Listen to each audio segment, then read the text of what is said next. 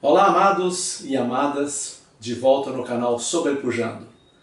Eu sei que nós vamos falar sobre o assunto de casamento. Já tivemos o primeiro capítulo e estamos indo agora para o segundo capítulo. E no segundo capítulo nós vamos falar comendo um saco de sal. Clóvis, o que quer dizer comendo um saco de sal? Sabe, existe um ditado popular que quando o casal, o homem e a mulher, comem juntos 1 quilo de sal, ou até mesmo um saco de sal, eles começam a se conhecer um ao outro. É interessante isso, porque para você comer um saco de sal, demora muito tempo. Provavelmente mais de 1 ano e meio, né, há quase 2 anos. E é importante que você faça isso mesmo, por quê? Porque isso traz a experiência do relacionamento. Sabe por quê? Porque o rapaz ou a menina trazem de si, trazem da sua casa, uma bagagem, né? Às vezes ele é descendente de uma família, como se diz, oriental. Ela é descendente de europeus ou até mesmo afros. Então existe uma mesclagem de costumes e de vícios que você traz da sua casa, e para que tudo isso venha ajustar, é necessário que você coma um saco de sal junto. Sabe por quê? Porque se você comer um saco de sal, vão começar todas as brigas e você vai ver que tudo isso vem à tona.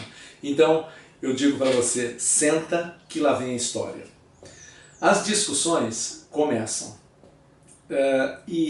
Uma das coisas muito legal que a gente fala sobre essas discussões é que cada um traz, como eu comentei, cada um traz o seu costume da sua casa, né?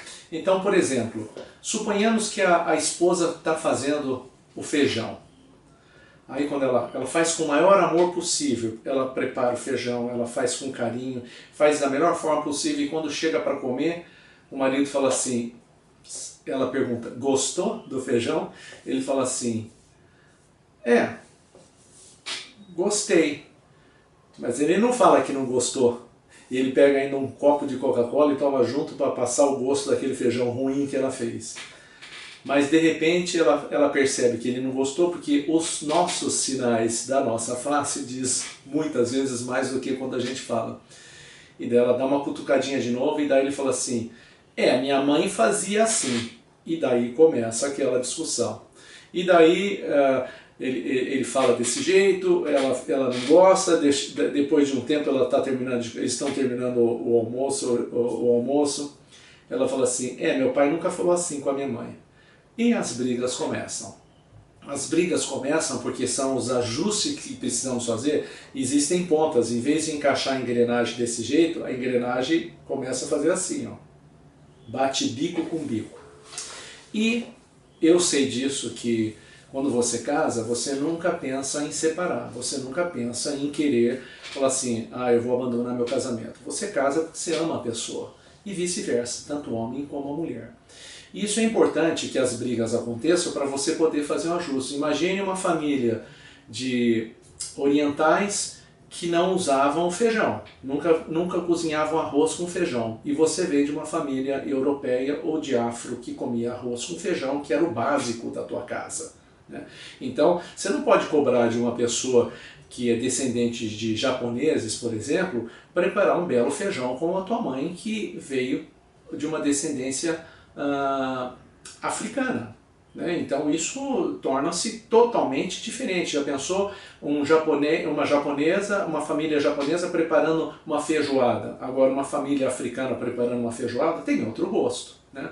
E vice-versa. Já pensou uma família africana fazendo sushi e a família japonesa comendo sushi de alguém que fez de um descendente africano? Então realmente existem as suas diferenças, mas esse ajuste é o que dá a comida gostosa, né? Esse é um ajuste que nós temos que ter. Então eu citei simplesmente um exemplo para vocês poderem entender como começam as brigas, né? Como começam as diferenças. Eu citei o exemplo do feijão porque é uma coisa mais clara, mas existem costumes, né, do jeito que cada um trata, né? Existem famílias que, se forem orientais, eles, quando um está nervoso, está bravo ou está doente, o oriental deixa que o outro se acalme. Ele não fica lá, qual é o problema? O que você tem? Você não fala comigo. Então, descendentes de italiano vão chegar junto lá e vão falar, não, eu quero saber por que você está doente. Ah, já sei, você fez tal coisa, você fez... Entendeu? E já o oriental não, ele prefere ficar em paz e depois ele resolve a situação. Então, cada um tem a sua diferença. Então, esses ajustes, pensa bem, quando você, antes de casar, presta atenção, os seus pais e os seus sogros, a sogra e o sogro, talvez nunca seriam amigos entre si, porque têm ideias totalmente diferentes. Mas vocês decidiram casar e trouxeram a bagagem junto, né? Então aí que as brigas começam, mas precisa ajustar, porque tem muita gente que vai deixando, porque não quer entrar nessa briga, quer manter tudo em paz, e o volume dessas brigas aumentam. É como se fossem pessoas acumuladoras, vão acumulando as coisas, os objetos, vai colocando, aí chega um dia que ela já ficou doente, está doente por essa situação, e daí isso é o que acontece. Mesmo a família entrando no meio, essa pessoa vai ficar louca, porque ela nunca vai deixar de ser acumuladora. Então, nada como uma boa briga. É necessário que haja briga no casamento, para vocês poderem tirar essas diferenças, para que a engrenagem venha entrar e funcionar juntinho, tá bom? Para daí dar o fruto que são os seus filhos, tá bom? Então, eu quero dizer aqui para vocês que existem dicas para uma boa briga. A primeira dica para uma boa briga: se tiver muito quente a situação, brigou, discutiu, coisa e tal, mulher, deixa o teu marido sair, ele vai falar, eu vou sair. Então o marido sai de casa, vai esfriar a cabeça, vai dar uma boa caminhada, vai refletir, vai fazer uma reflexão, vai fazer a tua oração, vai fazer a tua meditação.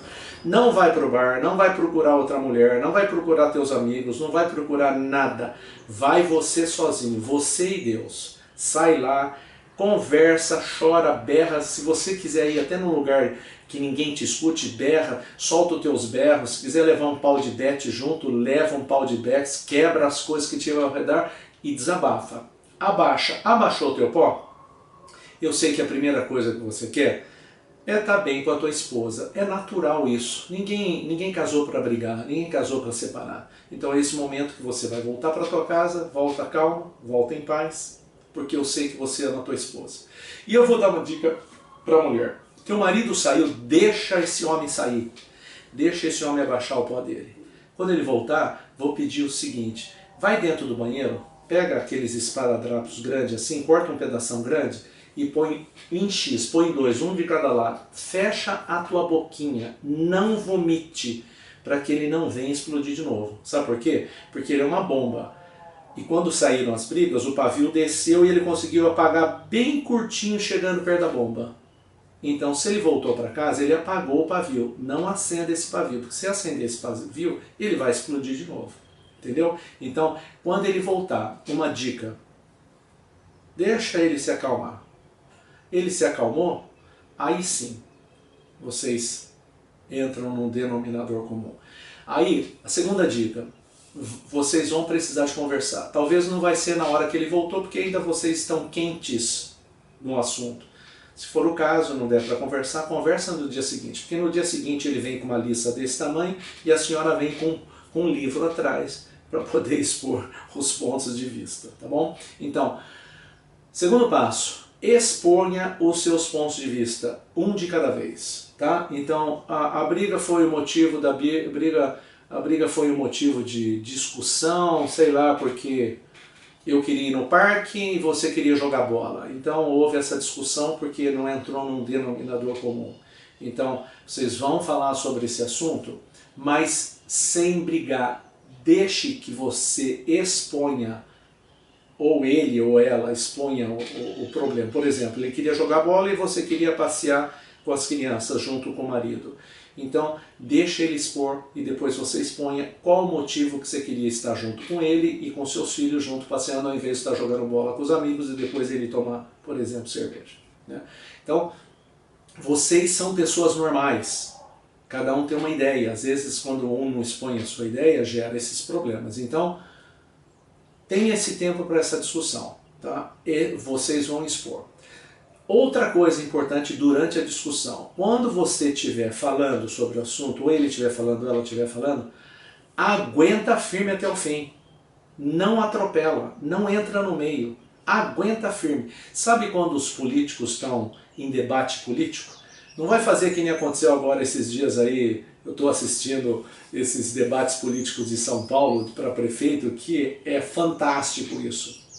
E um dos candidatos, o Pablo Marçal, que por sinal tem uma proposta bem interessante, ele provocou tanto os outros candidatos que o Datena, da televisão, que é outro candidato a prefeito de São Paulo, ele deixou tão nervoso que o Datena saiu até em frente do Pablo para dar umas porradas. Por quê? Porque o Pablo falou um monte de coisa. Então, o que eu quero dizer para você, quando o seu marido estiver falando ou a sua esposa estiver falando, não faça caretas, não faça gestos, não faça nada. Aguenta firme e não provoque a pessoa, deixa ela terminar. Guarda toda a sua munição para quando ela terminar de falar, você pega e converse, né? Não, converse, entenda e discorde, você pode discordar, né? Por quê? Porque isso daí é importante. É importante que haja essa discórdia, né? Que você não concorde, que ela concorde, mas deixa eu falar até o fim. Outra coisa que eu gostaria de falar para vocês, que durante essas brigas, né? Eu digo briga, né? Dica para boa briga, mas é para uma boa discussão, é vocês não se agredirem. Vou falar uma coisa para você, mulher. Grito é uma das coisas piores que você pode fazer para quando estiver conversando com o homem. O homem não aguenta grito. Sabe por quê? Porque o homem foi acostumado em que as coisas se conversem de um jeito normais. Quando um outro homem grita com o outro, o sangue sobe e ele parte em cima como se fosse um animal bravo. Tá? Então, eu vou dar essa dica para a mulher. Quando você for discutir com o teu marido, não grite, não berre, não faça isso. Eu sei que você está num ponto nervosa, está super nervosa, e às vezes você tem vontade de pegar um machado, dar na cabeça do cara, abrir no meio, enfiar tudo lá dentro, costurar com uma linha bem grossa, para que ele possa entender o que você está falando. Mas não funciona assim, porque quando você coloca um negócio dentro da cabeça do marido, aquilo lá não funciona, aquilo lá é como se fosse como se diz? Uma contaminação na mente dele. Sabe por quê? Porque a mente do homem funciona diferente da mulher. A mente do homem tem vários compartimentos. Ele tem um compartimento para a senhora, ele tem um compartimento para os filhos, ele tem um compartimento para o carro dele, ele tem um compartimento para as ferramentas dele, para o hobby dele. Cada localzinho ele tem um compartimento. Então quando a senhora coloca tudo lá dentro, é um problema. É simples, eu vou dizer uma coisa assim. Quando eu dava o curso na empresa que eu trabalhei, a gente falava sobre direção defensiva e tudo mais, né, no curso. E uma das coisas que eu sempre falava é o seguinte: quem é a pessoa que tem mais habilidade para dirigir? O pessoal falava, o homem. Eu falava, não, é a mulher que tem mais habilidade. Sabe por quê? Porque a mulher, ela para assim no trânsito, isso eu falava fora do país, né? Para no trânsito, ela abaixa o espelhinho, ela dá uma olhada na boca, ela passa o batom, ela escuta o celular tocando, ela atende o celular, isso no farol parado, ela atende o celular, conversa na viva voz, vai passando o batom e ainda antes de fechar o espelhinho, ela vê ainda que tem um cílio meio tortinho, ela pega e ainda corrige. E ela está atenta com o sinal e com o trânsito e com tudo aquilo. E quando ela fecha como se diz, o quebra-sol, o sinal abriu, ela sai normal. Agora, sabe o que acontece com o homem? O homem não funciona desse jeito, porque se ele for parar para conversar, para falar, dá problema, para não falar outra coisa. É simples, eu vou te explicar como funciona a cabeça do homem. O homem para no sinal, aí passa uma bela de uma mulher maravilhosa, com um corpo maravilhoso, ele peça e fica olhando. Ele acha que o sinal abriu, ele sai, ele acelera, ele bate no carro, o sinal está fechado. É assim que funciona a cabeça do homem. A cabeça do homem funciona para cada coisa. Ele não consegue fazer do mesmo jeito que a senhora faz. Então, eu peço para você, as coisas para o homem funcionam desse jeito. Não queira enfiar tudo na cabeça do teu marido, porque não vai funcionar desse jeito. Você vai contaminar. Por outro lado, homem, você tem um muque gostoso, você tem um muque forte. E eu sei que quando a tua mulher começa a falar muito, a primeira coisa que você fala, eu vou dar umas pancadas nessa mulher para ela calar a boca dela. Eu sei que o teu sangue sobe, porque você foi acostumado desse jeito. Mas não funciona desse jeito. A tua mulher não é um saco de pancadas. A tua mulher é o teu amorzinho, é quem você ama, quem você conquistou, e no seu namoro você jamais imaginou que você ia dar umas porradas na tua esposa. Porrada é para dar na academia, no saco de pancadas, entendeu? Então é assim que funciona. Não se agridam entre si. Por quê? Porque o objetivo da discussão é uma coisa bem clara. O objetivo é expor para cada parceiro aquilo que te incomoda, né? Olha, meu amor, isso está me incomodando, eu não consigo fazer, por exemplo, o feijão que a tua mãe fazia. Mas me ajuda, como que a tua mãe fazia? Procura você, mulher, se está incomodando, se você consegue ceder e conversar com a tua sogra, fala, sogra, como que a senhora faz o feijão? Eu não sei fazer esse feijão, que o meu querido, meu amado está nervoso por causa disso e a briga saiu por causa disso. Eu tenho certeza que a tua sogra vai passar isso para com você. E se ela não passar, pergunta por uma outra mulher experiente, com certeza você vai fazer o melhor feijão, que teu marido vai esquecer até o feijão que a mãe dele fazia. Mas cheguem numa conclusão positiva. Por quê? Porque isso é importante para vocês resolverem juntos aquilo que aflige vocês. Porque a partir do momento que você expôs para o teu marido e vice-versa, o que acontece? Acalma, é muito mais fácil do que você colocando a sujeira debaixo do tapete. Tá bom? Espero que tenha sido bom para vocês essa aula de comer um saco de sal juntos, porque realmente as diferenças são necessárias serem aparadas, né? Lembra que eu falei? As pontas precisam serem cortadas para você poder ajustar. E quando você ajusta, vai ser bom para o seu casamento. Vocês vão unir vários costumes, várias ideias e vai dar sabor nesse casamento. É isso que faz esse casamento apimentado a ter um sabor gostoso, tá bom? Então, a frase do dia, a frase final, para que você tenha sabor, enfrentem uma boa briga. Meus queridos, eu fico por aqui, agradeço a atenção de vocês, inscrevam-se no canal, deem o seu like, compartilhem o canal. Se você vê que tem muita gente brigando por tanta coisa aí que você conhece, passe esse vídeo para essa pessoa.